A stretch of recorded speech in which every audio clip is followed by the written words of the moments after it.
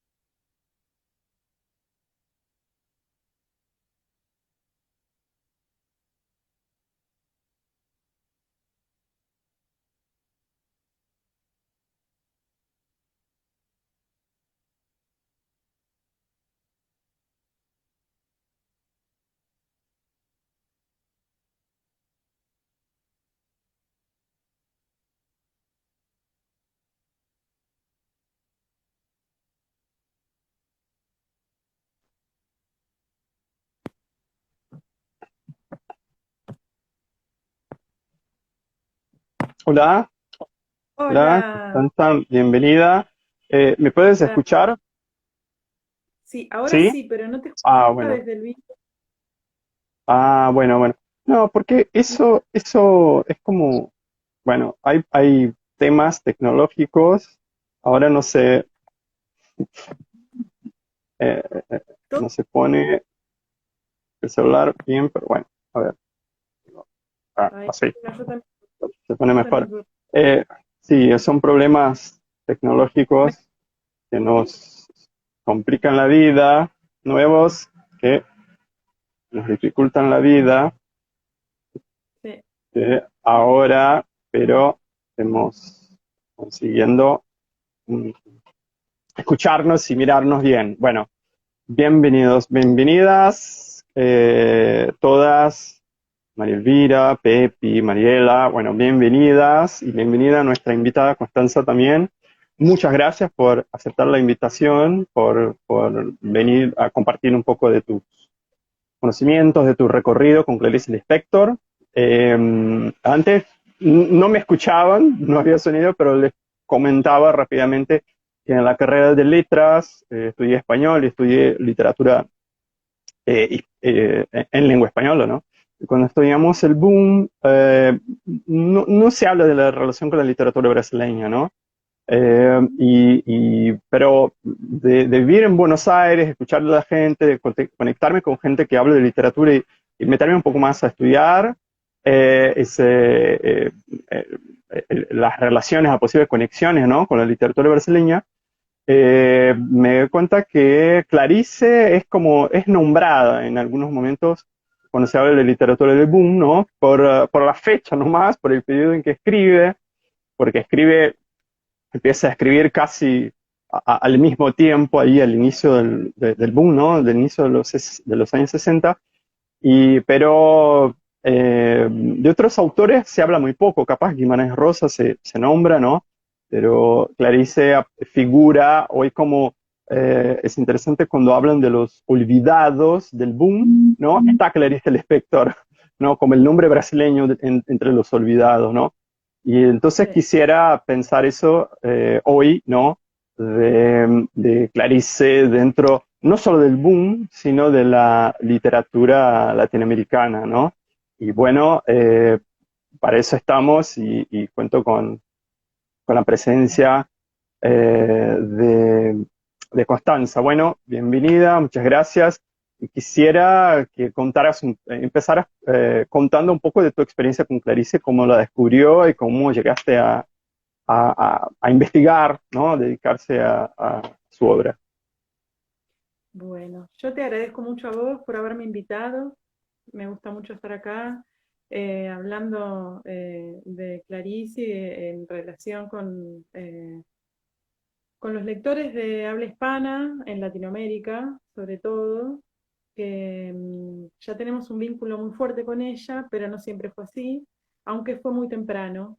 Mirá, yo estudié letras en la Universidad de Buenos Aires y cuando cursé la materia de literatura brasileña, en ese momento se llamaba, y todavía se sigue llamando, pero ya está a punto de modificarse eso, era literatura brasileña y portuguesa. Ah, Se ha dado talla fuerte para separar esto que une a Brasil y a Portugal, que es, por supuesto, la lengua, pero evidentemente a partir de una historia de colonización. Entonces, eh, en la carrera de letras, nosotros entendemos a Brasil como parte de Latinoamérica, por lo tanto, literatura brasileña es tan raro como decir literatura argentina y española, que sería como un delirio, o venezolana y española, no sé. Eh, entonces, en esta materia yo soy docente en la actualidad desde hace muchos años, pero cuando era estudiante cursé la materia en un momento de renovación de la cátedra. Antes era una cátedra que tenía unas currículas así como muy viejas, unos contenidos muy clásicos y viejos, y hubo una renovación en la cátedra y yo justo enganché ese dictado. La titular era Florencia Garramuño y el adjunto era Gonzalo Aguilar. Y además yo tuve como profesor de prácticos a Gonzalo, ¿no? Y leímos en ese momento, yo creo que algunos cuentos, no recuerdo, y La Hora de la Estrella, eso lo recuerdo muy bien, porque fue una lectura sumamente incómoda eh, y a la vez medio fascinante, pero sobre todo incómoda.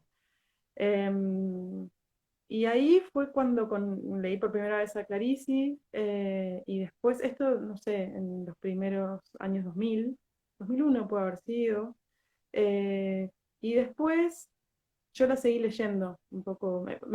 Ahí conocí también bastante de la literatura brasileña y me gustó mucho, me enganché mucho con eso. Mi especialidad era literatura argentina y latinoamericana, y en ese momento el plan de estudios también la literatura brasileña era optativa, que era una cosa también absurda, ahora va a ser obligatoria. Em, y la seguí leyendo. Pero en esa época yo había empezado a trabajar en el mercado editorial y durante muchos años me dediqué a la edición. Era editora en una ah, mira. editorial que se llamaba Grupo Editorial Norte, era una editorial, un grupo colombiano, pero que funcionaba en toda Latinoamérica. Y trabajé mucho con literatura infantil y juvenil y luego ya dirigí las colecciones de literatura y ensayo, pero eran argentinas, de literatura argentina. Y 10 años después de eso, me fui de la editorial, volví a la facultad, retomé la carrera académica, entré con un proyecto de investigación a la cátedra de literatura brasileña y el proyecto fue sobre Clarice Lispector porque fue lo que me había quedado ahí, Te quedó ahí. dando. Sí. Y ahí arranqué a dar clases de literatura brasileña y arranqué con mi investigación, primero pequeña y después fue creciendo y finalmente fue un proyecto de doctorado y ahora es el tema de mi tesis doctoral que está en proceso. Así que también, o sea, que doy clases, o sea, doy a Clarice y leo a Clarice y así. Con el tiempo, con Gonzalo y con Carmen Guiraldes, empezamos a organizar la hora de Clarice acá, en el Museo del Libro y de la Lengua, que es parte de la Biblioteca Nacional. Sí. Yo llegué Eh, ahí, estuve ahí ay, un par de veces, me sí, cuando encanta, vivía en Buenos Aires. Sí, muy lindo. porque son bastante particulares, porque es lo que armamos una jornada entera, o sea, medio todo el día, con actividades, todo tipo de actividades. Había muestras, había instalaciones, había talleres de fotografía, talleres para Sí. niños, música, lecturas, performance, teatro. Era un trabajo enorme, además lo hacía ningún presupuesto. Eh, Bueno, en algunas ocasiones hemos tenido la ayuda del museo para los traslados de algunas cosas, pero eso era todo, o sea que era todo muy a pulmón. Y nada, con una recepción enorme, iba un montón de gente, la verdad que era como una fiesta, con un calor por lo general, eh, que era, hacía honor a Clarice, y, y bueno, y eso es más o menos eh, mi trayectoria con ella. ah, mira, qué lindo, ¿no? Pensar eso de que la leíste como que te quedó como lectora, ¿no? Inicialmente la llevaste más tarde a la investigación, ¿no? Y eso que, como es que te comentaba antes, de que me di cuenta de, cuando llegué a Buenos Aires, una costumbre que tenía cuando vivía era, siempre que entraba en una librería buscaba literatura brasileña, a ver qué estaba traducido, qué estaban leyendo, qué estaban publicando, y veía... bueno, veía mucho, Clarice todo, veía en todas las librerías, Rubén Fonseca, por ahí algunos Guimarães Rosa, eran, y más contemporáneos. Me llamó la atención como que había como obras de los últimos 20 años como que están más editadas, ¿no? Y me Pero llamó la vos atención cuando, que siempre estaba vos en qué, Clarice, ¿no? sí, ¿en qué año viniste? Estuviste. Llegué, viví en Buenos Aires entre 2011 y 2016. Bueno, porque la cuestión con la edición tan en general, bueno, no sé por dónde querés que empecemos. Puedo empezar un poco a No, hablar del boom y después te cuento un como poco. quiera, como quieras. Bueno, eh, la, a Clarice se le empezó a editar acá, se le empezó a publicar en español en Argentina muy tempranamente y aparecen algunas compilaciones en algunas revistas literarias. eh, una de ellas esta es del 58. Ah, mira. Mira, tenemos Ok. la revista Ficción. Mira. Qué, Esta revista qué es del belleza. 58 Es y un tesoro. Ujú.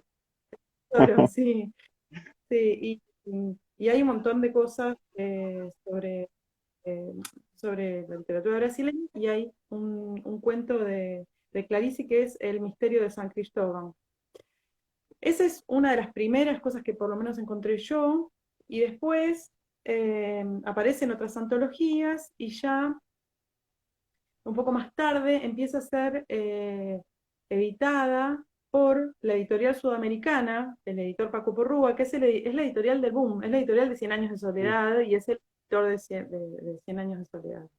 Bueno, Por lo tanto, digamos, y acá voy a hacer como voy a hacer algunos comentarios. Eh, todos, todos sabemos más o menos que el boom latinoamericano es un fenómeno que tiene muchos aspectos, que tiene como muchas dimensiones. Una de ellas es la comercial, fuerte, pero además tiene un aspecto como académico. Detrás de eso había varios intelectuales pensando en un proyecto latinoamericano. Los más importantes fueron Emir Rodríguez Monegal, uruguayo, instalado en Estados Unidos. El otro, también uruguayo, esto es lo interesante, que sean dos uruguayos los que están ujú. pensando en esto, es Ángel Rama, como en asociación, no sé cómo decirlo, porque como una amistad intelectual y un proyecto intelectual y académico conjunto con Antonio Cándido, ¿no? Que es quien eh, llevaba como, le iba pasando la literatura brasileña. Entonces, Emir Rodríguez Monegal, que tenía parte de la familia brasileña y vivió en Río de Janeiro y leía en portugués, entonces tenía una biblioteca familiar brasileña, conocía al Lispector, así como a Guimarães Rosa y a otros, ¿no? Quiero decir, conocía la literatura brasileña, y él muy tempranamente, en 1966, escribe un artículo que sale en una revista de Boston, para que veas que además estaba bien, o sea, desde Estados Unidos, sobre la nueva narrativa brasileña, y ahí aparecen Lispector y Guimarães. Y unos años, Y ese sale en Boston y en París, en otra revista en París, el mismo artículo. Y unos años después ya habla de la nueva narrativa latinoamericana, en donde está Cortázar, aparece Puig y aparece el Inspector también. Monegal siempre le incluye al Inspector, es uno de los primeros y uno de los que más insiste con la inclusión del Inspector en esta renovación de la novela. Y Ángel Rama, la conoce a través de Cándido y le pide a él, en general, material para leerla y demás. Rama en ese momento está exiliado y está viviendo y trabajando y haciendo docencia e investigación en Venezuela. Así que el inspector entra a Venezuela también a través de la mano de Cándido no, de Rama, que está de dando rama. clases, ¿no? Y forma un montón de personas, como de intelectuales, como, eh, eh, bueno, ahora se me fue, ahora te voy a decir, como Margara Rusotto.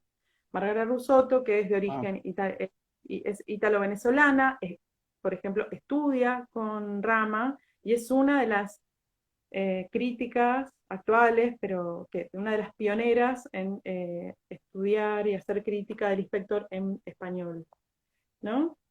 Y entonces entra, Monte Ávila hace una edición en el 71, no me acuerdo, en el 70 y pico ya, de una de las novelas del inspector, mientras en Argentina se están publicando por Sudamericana. Sudamericana publica 4 libros del inspector y después algunas editoriales chicas, por ejemplo, Ediciones de la Flor, publica algunos libros infantiles, le pide algunos libros infantiles.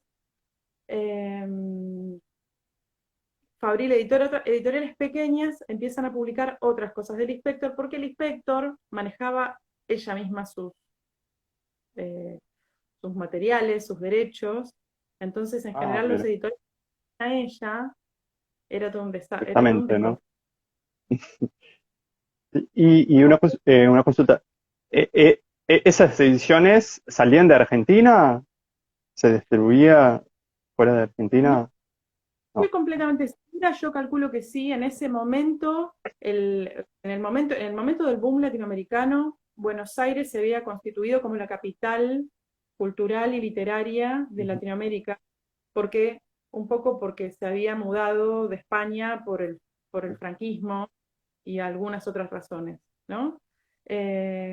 Entonces, sí, pero yo no tengo, la verdad es que no tengo, nunca pude acceder al archivo de Sudamericana como para ver, por ejemplo, qué tirada había, pero yo sé que las tiradas eran grandes en esa época, no tiene nada que ver con lo que pensamos. Pensá que tiraron 100.000 ejemplares, la primera edición de Cine de Sociedad, Sí, ¿no?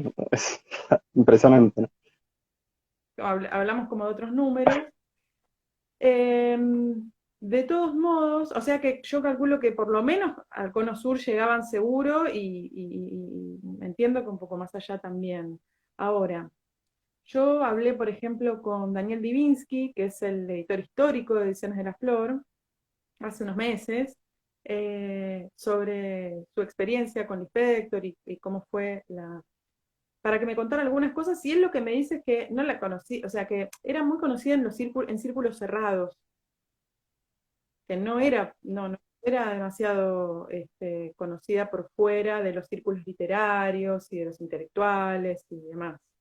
Eh, si bien existían sus libros acá, tenía sus lectores, por supuesto, pero quiero decir, era algo menor. Del mismo modo te puedo decir que hay una carta que le escribe por Ruba, a ver cómo es. Sí, hay una carta que le escribe por Ruba muy divertida para mí, en donde está un poco enojado porque el inspector, después de las 4 novelas, de las 4 libros que le saca Sudamericana, el inspector le da un libro a una editorial pequeña, ¿no? Yo no A ella sé, no le para mí no importaba nada. le importa. Yo creo eso, no, y el manejo con sus papeles me parece que era un poco desordenado, y entonces de golpe se comprometía con uno y se confundía con el otro. Hay una carta en donde Divinsky le dice, mi editorial empieza con F, pero no es Fabril, se está confundiendo, el que yo voy a publicar es este otro, que es así, bueno, ¿no? Bueno, por Ah, sí. un poco le cuestiona esto, que no, ella no respete ese acuerdo de exclusividad tácito que se tiene con los editores, que apuestan por uno, bueno, y le dice, usted comprenderá, le dice Porrúa, que nuestro interés es literario y no comercial, porque sus libros mucho no se venden. Sí, O sí, sea que, desafortunadamente. O en digo, aquel momento, en aquel entonces, ¿no? entonces, también hay que pensarlo comparados con libros que vendían una barbaridad, ¿no? O sea que en ese sentido seguía siendo como una escritora o una literatura un poco de nicho, eh, y Y, circulaba su nombre sí, ¿y a entre qué los editores. atribuyes esto? ¿Por qué era de nicho? Aunque había una gran editorial, aunque había el boom comercial, ¿por qué? Mira, hay dos cosas. Para empezar, el boom fue de varones. Sí, eso iba a señalar No hace falta como decir mujer. mucho. De varones y de varones que escribían en español, Sí. básicamente, ¿no? Y Guimarães sagas en así, épicas, ¿no? Del continente. y después unas particularidades que tienen que ver sí, con lo local, con una idea de lo latinoamericano que puede ser exportable, Ujú. ¿no? A Europa y a Norteamérica. Eh, y entonces todo lo que no entraba en esa estética, en esa propuesta, que estaba buenísima, era muy novedosa, pero era eso, quedaba, quedaba por fuera. Por otra parte, el boom son unos pocos, ¿no? Estamos hablando de Sí, Cortázar, obviamente. Sí, encabezado por García Márquez, y sí, sobre todo básicamente, los cuatro grandes, ¿no? Y ya está, ¿no? y pues nadie más. Y después todo lo demás son los No que es que se hacían otro. en el mundo. Sí. Entonces, hay un libro que es del 60 y pico. Ay, ahora no me voy a acordar. Bueno, estoy así cuando trato de pensar en datos siempre se me van, pero bueno, que se llama Los Nuestros, que es un libro, si querés lo busco y te digo exactamente.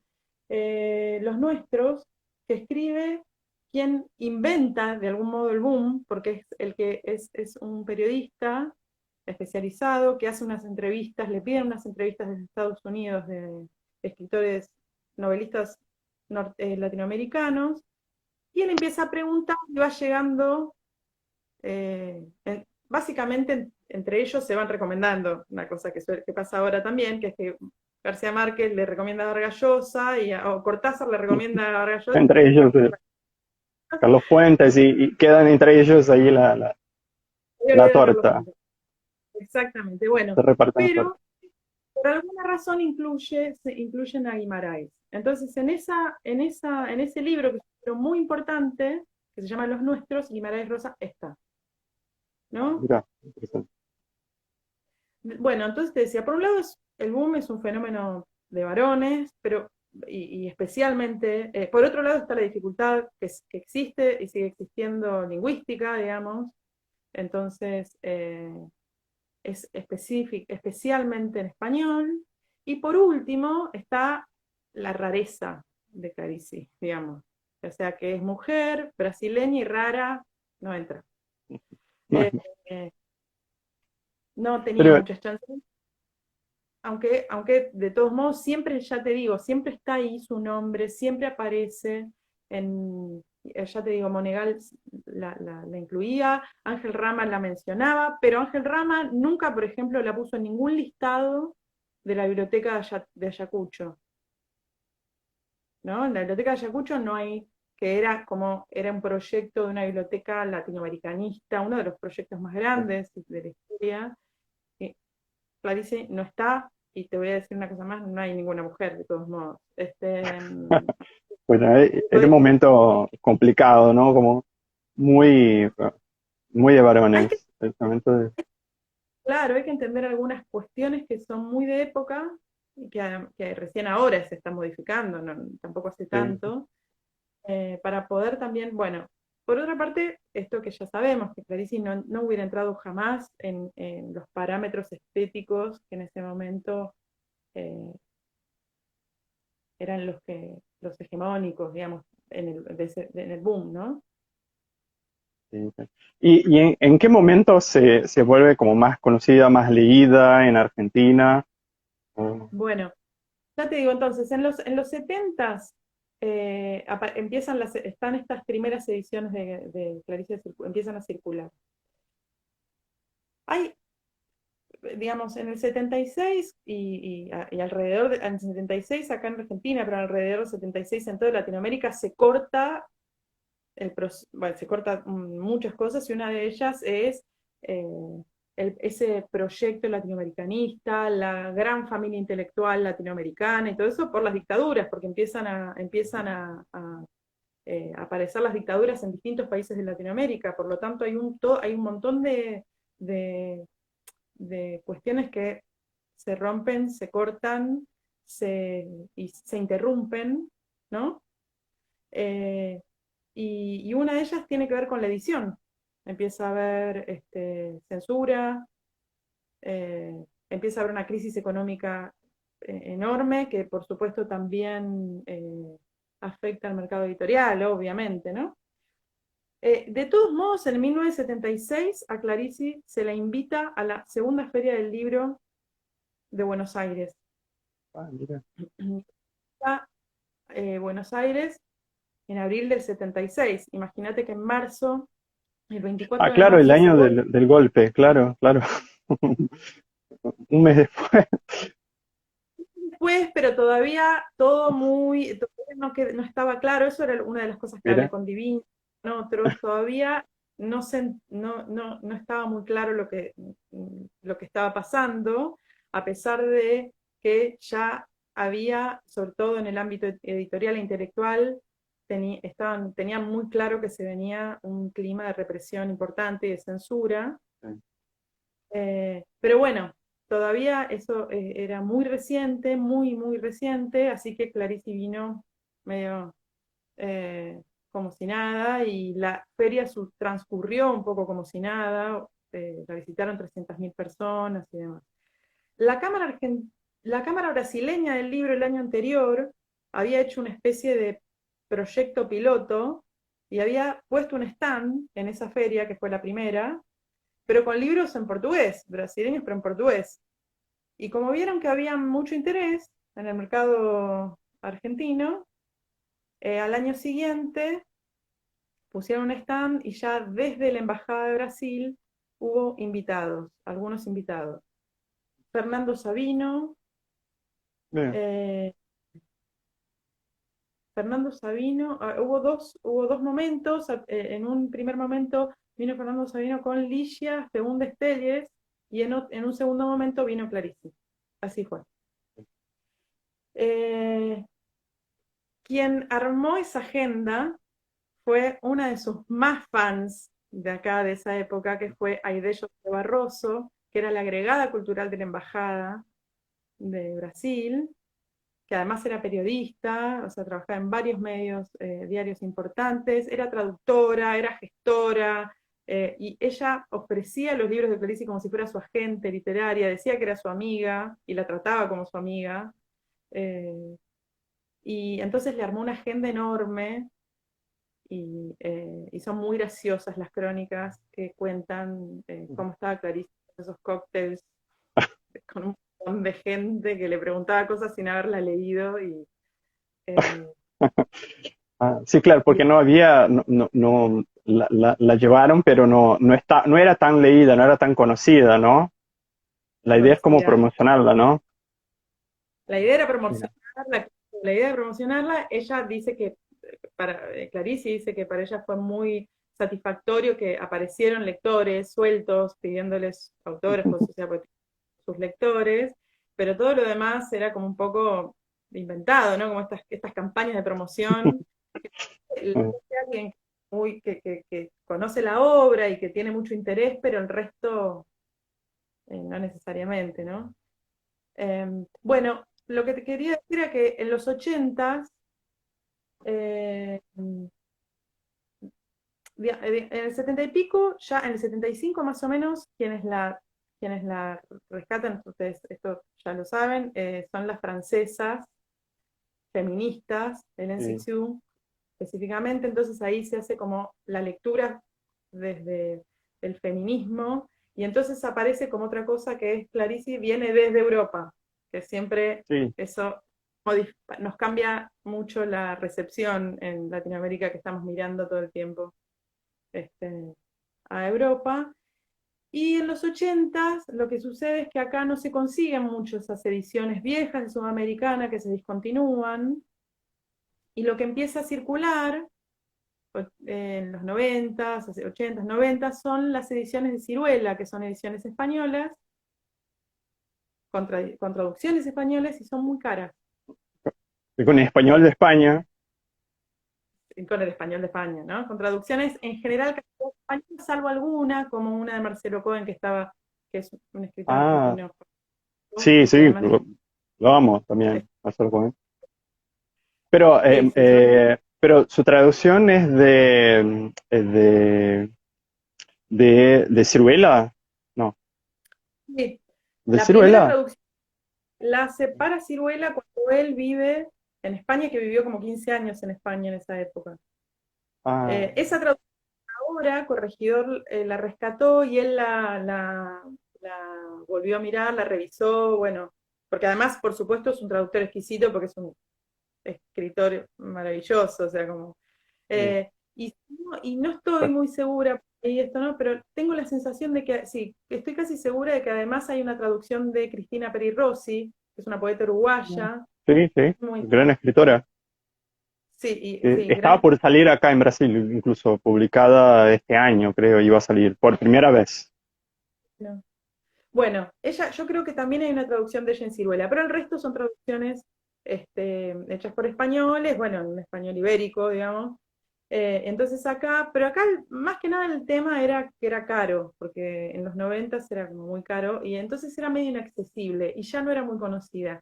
Y en la academia todavía no se la daban, en la facultad no se la daba, porque ya te contaba esto, que como los contenidos de esa cátedra brasileña eran muy, muy vetustos, estaban completamente envejecidos. Y en 1999, Florencia Ramón y Gonzalo Aguilar inauguran una colección en Editorial Corregidor, que es la colección Vereda Brasil. Y ahí, que aparte es una colección que tiene trabajos críticos, tiene tres o Sí, cuatro sí, trabajos críticos muy linda la muy lindos. colección. Y es muy completa ya a esta altura, bueno, porque tiene mucha vida, digamos. Sí. Y ahí se empieza, lo primero que editan es una revisión de La Araña, que había sido, Ah, lo había editado en sí. Ediciones Las Flores de Pico, con traducción de Idello Prebarroso. Y como ellos tenían los derechos, tienen la posibilidad de Ah, reeditarlo. Y a partir de ahí empiezan a aparecer de a poco las nuevas traducciones y las nuevas ediciones de Clarici que se reparten un poco así. La narrativa está repartida en ese momento, en todos esos años, hasta ahora, digamos, hasta hace nada, entre Editorial Corregidor y Cuenco de Plata, ¿no? Cuenco de Plata, estos son, yo les muestro algunos libros, Corregidor esta es la de Vereda Brasil, y Cuenco de Plata sí, tiene son estas lindas ediciones, ediciones. ¿no? Ah, sí, sí, las conozco. Las tenés Sí, sí. vistas, y también con unas traducciones preciosas, y nuevas además. Eh, Adriana Hidalgo saca en dos tomos, divididos Ah, de manera poco cuestionable, pero bueno, las crónicas. sí, sí. Porque, Va a todo el digamos, mundo. Sí. claro, primero hacen como una selección pensando que no va a interesar mucho. Ah, no publican integral todas las crónicas.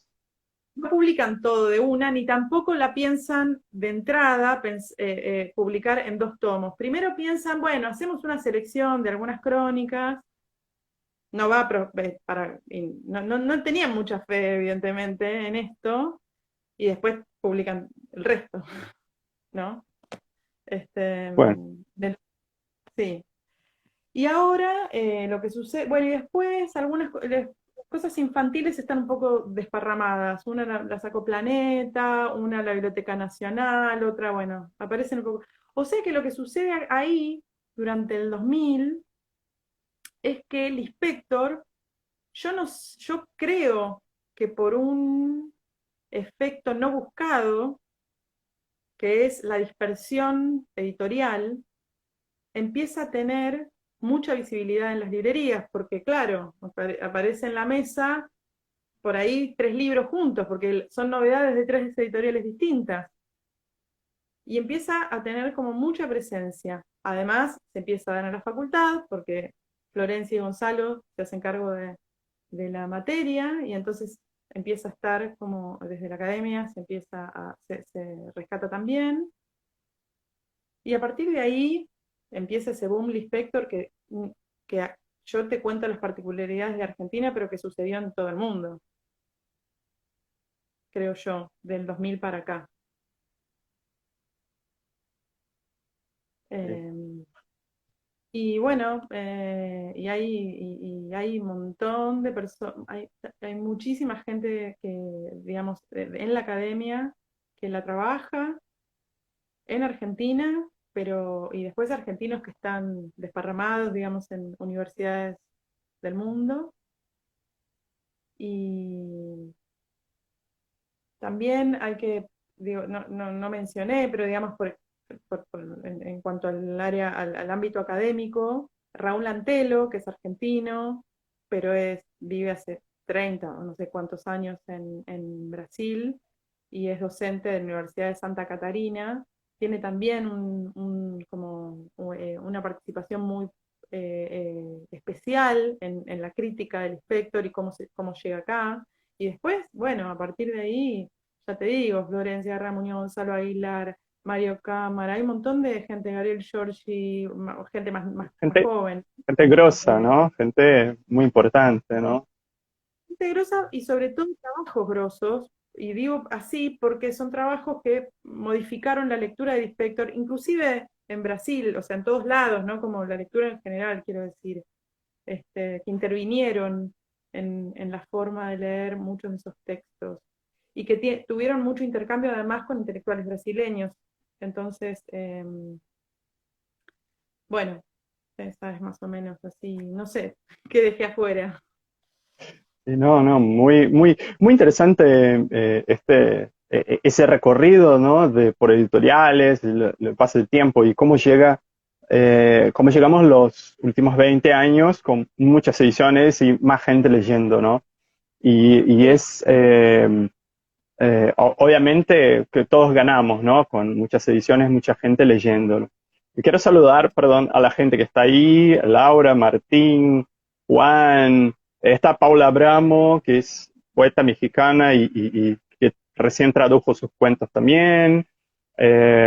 Lucía, bueno, un montón de gente, gracias por estar acá, espero que les esté gustando. Si quieren preguntarle algo también a Constanza, lo pueden, bueno, tirar ahí y lo hablamos. Paula Abramo dijo algo sobre una traducción de Lazos de Familia, no sé si no sé a quién se a refiere ver, ella, pero no sé no sé de qué traducción habla. da de Cohen, supongo yo. Ah, bueno, o sea, bueno, Creo que debe estar. sí. Y bueno, y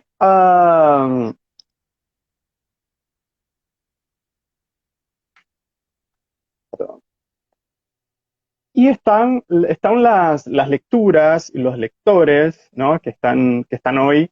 Y está la carrera de grado hoy. Yo recuerdo de ir, tenía una amiga que cursaba letras en la Universidad de Buenos Aires y un día me invitó, fui a chusmear cómo era bueno, una clase llena con un montón de gente, me causó como 100 personas en una clase. Creo que era algo de Vargas Llosa que estaban estudiando.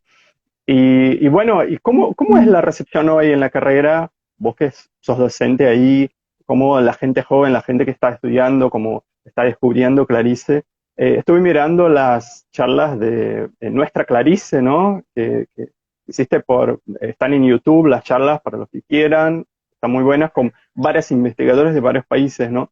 Y la mayoría es bastante joven, ¿no? Gente que capaz en los últimos 20 años la descubrió y empezó a cursar y estudiar ya como metidos en la obra de Clarice, ¿no? Quisiera que nos contaras cómo es enseñar en la universidad.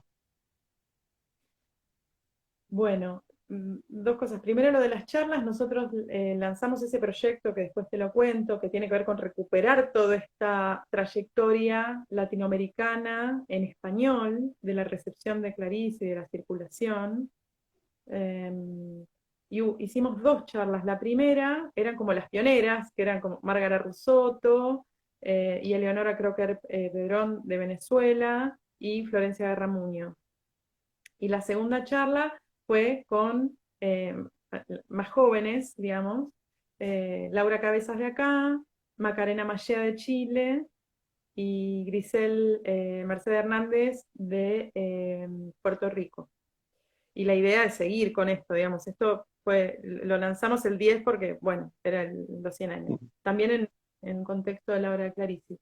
Eh, Mira, en general, los estudiantes reciben súper bien las lecturas del inspector. Eh, yo tengo la sensación de que, bueno, por un lado, algunas cosas creo que provocan siempre, la hora de estrella, algunos textos del inspector provocan siempre incomodidad. Me parece que en ese sentido no pierden como, evidentemente en ese sentido, yo creo que en casi todos, no pierden como actualidad. Y no dejan de ser incómodos para los lectores. Eh, pero en general es súper bien recibida, aún con esa experiencia incómoda, ¿no? Digo, eh, y, y se reenganchan. Yo creo que, digamos, hay algo que me parece que todos los que estudiamos a Lispector hemos entendido, y es que Lispector es una escritora del futuro, en el sentido de que si en su momento no era bien leída, no se la comprendía bien, después de eso, ya para la generación siguiente, tanto en Brasil y después, y después, y sigue sucediendo que encuentra sus lectores siempre. Y habla, hay una cosa muy particular que habla de cuestiones que son sumamente contemporáneas, problemas contemporáneos, y que hoy son mucho más fácilmente como, eh, bueno, identificables, ¿no? Que en otros momentos previos, como que hace 20 30 años, no sé. Eh, Dialoga perfectamente eh, con las literaturas que se escriben hoy, no solo con eso, con el pensamiento contemporáneo dialoga muy bien. eh, y me parece que en ese sentido tiene... Bueno, y después los lectores, lo que pasa en la academia es lo que pasa, me parece que afuera. Los lectores de Clarice son siempre lectores muy como fieles, muy cercanos a ella Sí, ¿no? y a ella, porque esa es un poco la experiencia de lectura que propone. Es una experiencia que es muy cercana, muy afectiva, eh, y entonces en general tiene como su comunidad de lectores que la siguen y la subrayan y tienen todos los y la releen, ¿no? Sí, verdad, verdad. Y Eh, ah, vos pensás que acá hay un montón de cursos, se dan un montón de cosas, y se sigue, se lee y se lee. sí, sí, no. Y eso que contabas de la obra de Clarice, que que se hace ahí, ¿no? Es un evento, es un armado muy lindo con varias cosas sucediendo alrededor de su obra, ¿no? Es interesante que en la charla que hiciste, alguien se acuerda de que en Brasil, por ejemplo, las ediciones, los compilados que se hicieron los últimos años, como que se hicieron unos compilados con temas y como que apuntan como a Clarice como una suerte de autoayuda o una suerte de reflexión sobre la vida, ¿no? Y seguramente mucha gente la lee con esa clave y está buenísimo porque, bueno, están reflexionando sobre, de hecho, algo que hay un contenido y es una literatura de gran calidad, ¿no? Es muy interesante, de verdad, es lo que sentimos, ¿no? Cuando la leemos es como que de alguna manera nos conecta con algo, con nosotros mismos, ¿no? Es una experiencia muy, muy especial, ¿no? Su lectura, seguramente, ¿no? Pero yo creo que lo que vos decís, igual esto creo que hay mucho escrito sobre esto, pero creo que la escritura fragmentaria que tiene que ver con su experimentación formal, pero esa escritura fragmentaria ha permitido ser leída de manera medio aforística, por eso hay tantas páginas y tantas cosas que recortan frases que funcionan. Bueno, ella escribía un poco así, ¿no? Escribía muchas veces, escribía partes de cosas y después las unía y hacía rompecabezas, después cambiaba el orden. Eso tiene que ver un poco con su modo de composición. Pero creo que ese carácter fragmentario es lo que hace que pueda ser leída de muchas maneras y por todo tipo de lectores, ¿no? Lectores que buscan, sí, que buscan como algún tipo de mensaje, ¿no? Como que tiene que ver con la autoayuda, o que está más vinculado como al misterio o a lo esotérico, porque jugaba con todo eso, digamos. Y también quien busca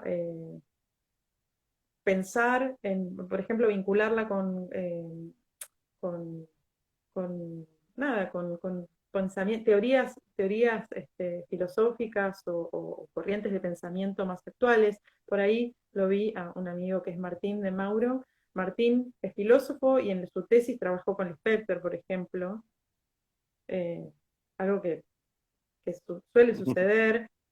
Hay, pero como digo eso, también hoy hablábamos en otro ámbito, desde el psicoanálisis, los psicoanalistas trabajan muchísimo con Lispector. No tengo que decirte a vos, pero Viveiros de Castro, desde la antropología, lee a Lispector para poder pensar una nueva teoría antropológica, y así, ¿no? Y de ese modo, por ejemplo, hay artistas plásticos que trabajan con su obra, hay, qué sé yo, hay muchas performances que trabajan a partir de sus textos, fotógrafos, o sea, la verdad es que tiene una capacidad, su obra, de hablarle como a quien la lee, de hablarle como muy de cerca a quien la lee y que hace que sea como muy productiva, muy maleable, ¿no? Y a la vez cada uno tiene su Clarice, ¿no? Como... Sí, ¿no? Es como conectarnos con ella, ¿no? De alguna manera, es una experiencia especial. Leer a Clarissa es, sin lugar a dudas, algo especial, ¿no? Bueno, antes de entrar en el otro tema, ahí dice Paula que la traducción a que se refería de Lazos de Familia es de Cristina Peri Rossi, ¿no? La Ah, traducción ¿no? de Clarice, ¿no? Bueno, ahora para terminar, quisiera que hablamos un poco, bueno, hoy se habla mucho del lugar de la mujer o de la literatura femenina o de autoría femenina, si es que se puede hablar de eso. Mucho se ubica Clarice en un lugar de hablar de ser mujer, de lo femenino, etcétera, pero bueno, aunque yo me identifico bastante con sus preguntas, sus temas, ¿no?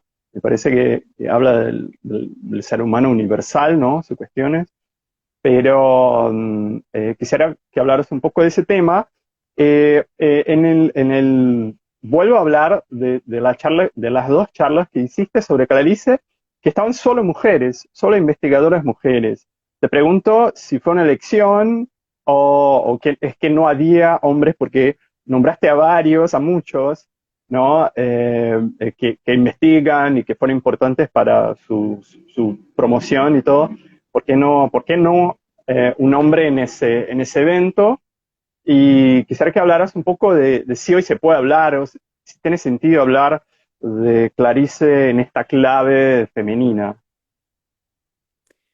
Bueno, el tema viene como medio es largo. Lo que voy a decir en el proyecto Nuestra Clarice que tenemos con Mariela Méndez, eh, decidimos que íbamos a darle prioridad a las mujeres, a las investigadoras, y esto tiene que ver con darles más visibilidad a las mujeres porque en general tienen menos visibilidad, también en la academia, como en cualquier otra. En cualquier lado.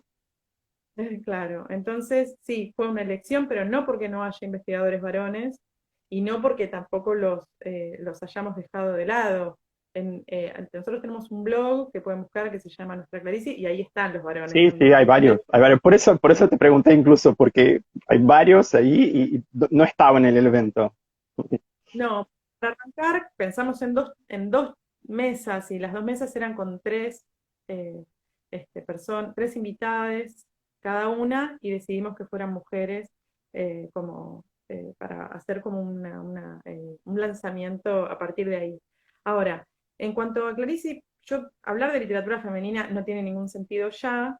Creo que está superado, excepto para la etiqueta comercial, digamos, y para cierto rubro comercial editorial que produce algo que se entiende como literatura femenina, que tiene como ciertas características, pero una de las cuestiones también que sucedió cuando vuelvo sobre el boom es que las mujeres en general se reunían bajo la idea o la clasificación de la literatura femenina, solo porque eran mujeres, no porque tuvieran algo que ver eh, especialmente, ¿no?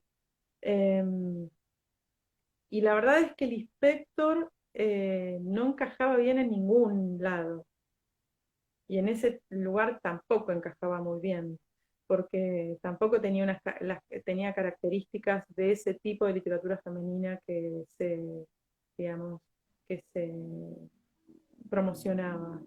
Eh, las francesas, cuando decimos que las francesas hacen la primera lectura de Clarice feminista, lo que justamente Cixous lo que hace es leerla, es decir que la escritura del Lispector es el ejemplo de lo que es la escritura femenina. Que la escritura femenina no tiene por qué ser escrita por una mujer, ¿no? Esto es una conceptualización que ella hace y que tiene que ver con unas características de escritura, pero no necesariamente con el sujeto real que escribe. Ahora, Lispector, desde su lugar, siempre decía que ella no era una escritora, no era una escritora profesional, no era feminista, que ella solo era una mujer que escribía. Y todo el tiempo creo que hacía estas aclaraciones, no porque no adscribiera al feminismo o a las ideas las banderas que sostenía el feminismo, porque cualquiera puede darse cuenta que eso no es así, en su literatura eso no es así, todo lo contrario, sino porque creo que lo que trataba de hacer continuamente era desmarcarse de ese tipo de etiquetas, continuamente. Y ese desmarcarse eh, no es nada, eh, no es nada inocente, es bastante programático y es programático en su obra también, porque ella no solo quiere no ser pensada, leída como una escritora brasileña, no quiere ser leída como una escritora mujer, no quiere ser leída como una escritora persona. O sea, hay un momento en donde es como, ya vos decías, ¿cómo dijiste? Como algo humano, no sé qué dijiste, como Sí, como un ser preguntas. humano, como, Bueno, como pero vos universal, la sos, idea de algo universal que se atribuye generalmente a los hombres, ¿no? Bueno, pero cuando un hombre habla sería universal, ¿no? Y siempre que una mujer habla es femenino, como están esas etiquetas, ¿no? claro, pero justamente lo que hace Lispector, me parece, durante toda su obra y casi como un proceso que va radicalizándose, es ir corriéndose de esas dicotomías de la razón occidental, patriarcal, blanca y etcétera, ¿no? Y especista, y justamente, va sacando de encima esas dicotomías. Ni brasileña, ni mujer, ni persona, ser que late, que vive, ¿no? Como vida.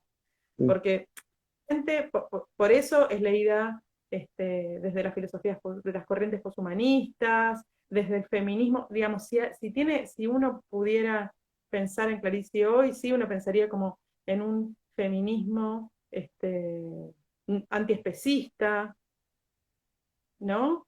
En un transfeminismo, como todo muy de punta, muy de avanzada, digamos, se tiene como un pensamiento que, lo pudo plasmar desde lo formal, además de lo formal, este, desde los elementos bien literarios, concretamente, además de lo temático y demás, en donde se fue desmarcando de los géneros literarios, de la figura de autor y de todo, de un sistema que por supuesto no podía salirse completamente porque uno no puede salirse del mundo, pero desde un sistema literario que es, bueno, por supuesto patriarcal, pero muy verticalista, ¿no? La figura de autor, con el escritor que sabe, ella intelectual, ella diciendo todo el tiempo, yo no leo, yo no soy intelectual, yo no soy feminista, yo no soy escritora profesional, ¿no?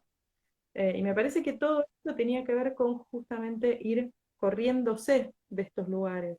Así que, bueno, los estudios de género, por supuesto, la leen mucho y sin parar porque es como, es genial, pero igual lo que trato de decir es que se lee desde muchas disciplinas, desde muchas corrientes, de distintos tipos de pensamiento. Me gustaría acotar que Clarice en la Pasión según GH habla del aborto, narra un aborto voluntario, quiero decir, ¿no? Eh, y compara la experiencia del aborto con la experiencia de haber matado a una cucaracha, cosa que podría haber sido un escándalo, y me parece que es tan escandaloso que nadie lo leyó, nadie lo mencionó nunca.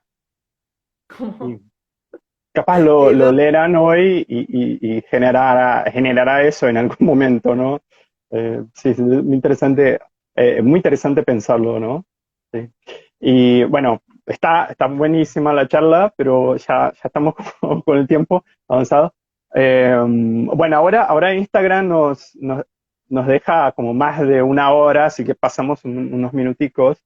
Eh, bueno, te quisiera ahora para terminar corrernos un poquito de Clarice y quisiera que nos habláramos un ratito sobre qué está llegando a Argentina de literatura brasileña, ¿no? Está la editorial Mandacaru de Lucía, ¿no? Que me indicó tu nombre, ¿no? Para esta charla y que están publicando mujeres, pero hay otras editoriales. Bueno, está Corregidor también, está Adriana Hidalgo que publica los clásicos, el canon de la literatura brasileña, pero también están publicando muchas cosas nuevas.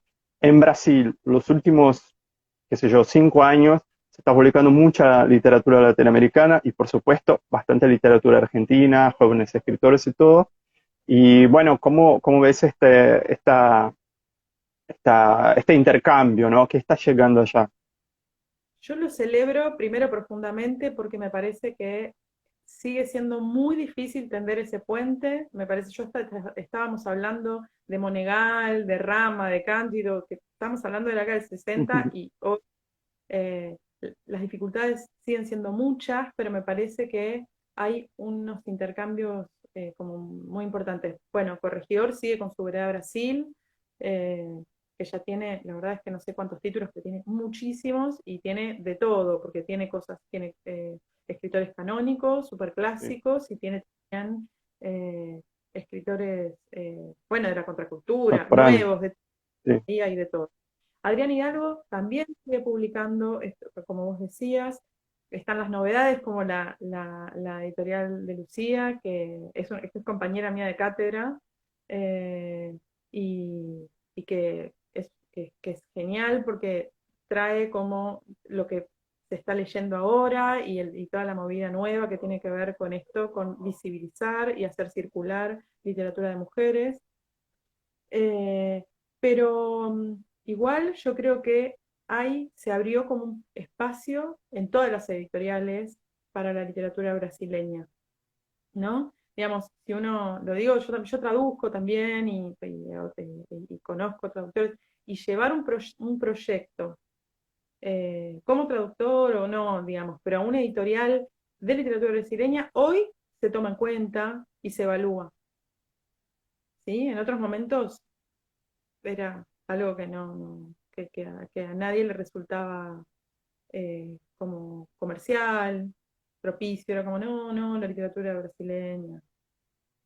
Yo creo que esto tiene que ver con un montón de cosas, con todo este trabajo, digamos, todo este trabajo que se viene haciendo desde hace décadas, de promoción, de enseñanza, de difusión, o sea, desde todos los ámbitos, y lo que se suma, por supuesto, y que nos ha cambiado, digamos, la forma de circulación cultural es como la tecnología, internet, y qué sé yo. Entonces ahora uno también tiene acceso a no solo a los libros, no solo a leer, sino a los personajes, a los Instagram, digamos, a un montón de cosas, a la escena. Eh, si uno está interesado, puede tranquilamente, no necesita viajar a Brasil para conocer cómo era antes, era solo si uno viajaba y conocía, eh, Claro. Sí. ¿no? La música. Yo me traía los discos de vinilo, yo sé que esto va a parecer, no soy, soy grande, me traía los discos de vinilo que ya eran viejos, pero No, para pero mí era. siguen siendo divinos los discos de vinilo, ¿no? Sí, sí, Bueno, me traía pilas, pilas. bien. Bueno, los que quieran saber un poco de la editorial Mandacaru, de Lucía, que comentaba Constanza, hice un vivo también acá en Instagram, está en el IGTV de acá de Instagram, pero está en portugués, lo hacemos en portugués, y bueno, nos cuenta un poco de la experiencia de la editorial y todo. Bueno, les agradezco a todos y todas que estuvieron, que disfrutaron de esa charla con Constanza. Bueno, amantes de Clarice, lean Clarice, los que no la leyeron, empiecen hoy a leerla y que descubran, bueno, muchas gracias. Este es el último vivo del año, un año muy difícil que tuvimos el club de lectura. Yo hace algunos años lo hago y los encuentros eran en una librería acá cerca, por el centro de Río, por la zona de Lapa, que muchos conocerán. Bueno, por la pandemia obviamente no está funcionando los encuentros presenciales, pero lo estoy haciendo ahora acá por Instagram. En 2021, hasta la vacuna, seguimos por acá, ¿no? Y que, bueno, si les gustó, que compartan con sus amigos, que hagan correr la bola, que hablamos acá de literatura latinoamericana, sobre todo para brasileños, ¿no? Sobre todo en portugués, pero la idea es este intercambio, ¿no? De ideas, de textos, de pensamientos, ¿no? Pensar, la idea era un poco pensar Latinoamérica y Brasil conectados, o tratar como entender Latinoamérica con la mirada brasileña, entender Brasil con la mirada de Latinoamérica, ¿no? Este continente que, bueno, es muy diverso, ¿no? Y bueno, ahora le agradezco una vez más a Constanza y le dejo la palabra como para que se despida y que haga su publicidad, hable un poco del blog que está empezando y todo, y así concluimos. Bueno, nada, yo voy a agradecerte especialmente a vos por haberme invitado, agradecer a todos los que estuvieron escuchando todas las cosas que tuvimos para decir. Eh, el blog es Nuestra Clarice y también los invito a escuchar, si les interesa, armamos unos podcasts en Spotify que se llaman Nuestra Clarice también y son audios de investigadores, escritores, escritoras, investigadoras, bueno, Bueno, actrices, que, que ha trabajado con la obra o que la lee o que trabaja para sus propias producciones con su obra y son muy lindos para escuchar. Y bueno, nada, ese proyecto recién comienza, es un proyecto muy ambicioso porque nuestra intención es como recuperar todos estos años de Clarice en español en Latinoamérica, eh, pero especialmente generar vínculos entre todas las personas que fueron trabajándola y que en Latinoamérica no pasa solo con Brasil, porque, porque hablamos otro idioma, sino que en Latinoamérica no nos conocemos. Eh, Salvo se conocen en la academia, se conocen cuando, no sé, estudian en Estados Unidos y de golpe se cruzan, pero si no, un colombiano, un argentino, una venezolana y una puertorriqueña de golpe no se leen jamás. Eh, entonces, estamos tratando de generar esos vínculos, por eso me encanta esta propuesta tuya. Yo, digamos, entiendo Latinoamérica con Brasil, oh, pero gracias. por No. supuesto, pero, pero hay que hacer un trabajo de conocernos, ¿no? Más, cada vez más. No, es interesante porque el año pasado tuvimos un encuentro sobre Bolaño, sobre Roberto Bolaño, chileno, con una docente de una universidad acá de Río, ¿no?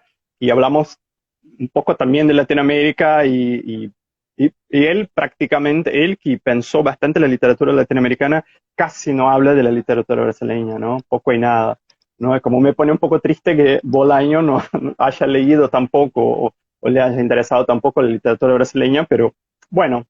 Eh, eh, Hay gente que la lee. Sí, yo creo que es un interés que tiene que, digamos que hay que hacerlo crecer de manera mutua, porque Brasil también es tan gigante que muchas veces no mira hacia afuera. Sí, Y, eso es verdad, por supuesto. y entonces hay algo que tiene que ver con un trabajo que hay que hacer desde ambos lados para crear esos puentes y que sean cada vez más, esos lazos sean cada vez más fuertes. Por eso me parece que está genial esto y esta posibilidad de la virtualidad permite más. Sí, seguro. Bueno, nada, yo lo que quiero decir es que Bueno, espero que este año se termine de la mejor manera posible, que llegue la vacuna ojalá. y que podamos nada, volver Bueno, a preocupar por otras cosas y no solo por la salud. claro, ¿no? Y vernos, ¿no? Contactarnos, ¿no? Poder viajar, ¿no? Poder ir a recorrer Latinoamérica y su literatura, ¿no? Bueno, muchas Sí, gracias a Constanza y a todos y todas. Un saludo grande y bueno, y feliz año a todos. gracias. Nos vemos. Nos vemos.